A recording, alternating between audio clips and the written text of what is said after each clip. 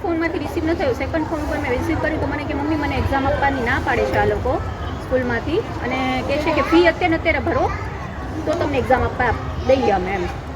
હા, ઘણા બધા છોકરાઓ હતા. મેં પૂછ્યું કે કેટલા છોકરાઓ છે બહાર, તો કહે છે કે છે મમ્મી ઘણા બધા અત્યારે, ને બધાની ફી બાકી છે. જેના પેરેન્ટ્સ મળી જાય છે ને ફીનું જે લોકો કહી જાય છે કે ભાઈ ભરી દેશે આજના દિવસમાં, એ લોકોને અંદર જવા દે છે. તેના સરે વાત કરી મારી સાથે, મને કહે કે ફી ભરવી પડશે તમારે, પછી એક્ઝામમાં બેસવા દઈશું. મેં કીધું તમે ફી આવી રીતના છોકરાઓને અંદર કેવી રીતના નથી જવા દેતા એક્ઝામમાં? તમે એક્ઝામ આપવા દો એને. હું આજના દિવસમાં ગમે તેમ કરીને અરેન્જ કરું છું, હું અત્યારે આવી શકું એમ નથી, તો કે તમારે પ્રિન્સિપલથી મળવું પડશે.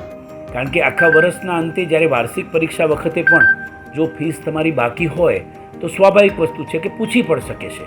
એના માટે કોઈ દબાણ કરે અને પરીક્ષાથી વંચિત રાખે તો તે કાયદાની વિરુદ્ધ છે.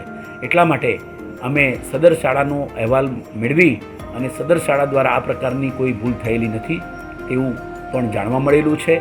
એટલે આમાં કોઈ પણ પ્રકારે કોઈ એવી ખોટી માહિતી મળેલી હોય તેવું જણાય છે, અને છતાં અમે शाला मंडल पास लेखित में पण खुलासो आ बाबतनो मेळवी लीधो छे। आज एक परीक्षा चालू हुआ है और सब बच्चे एक बच्चा आया है और परीक्षा दे रहा है। बच्चे सारे एग्जाम दे रहे तो कैसे खड़े होंगे बाहर?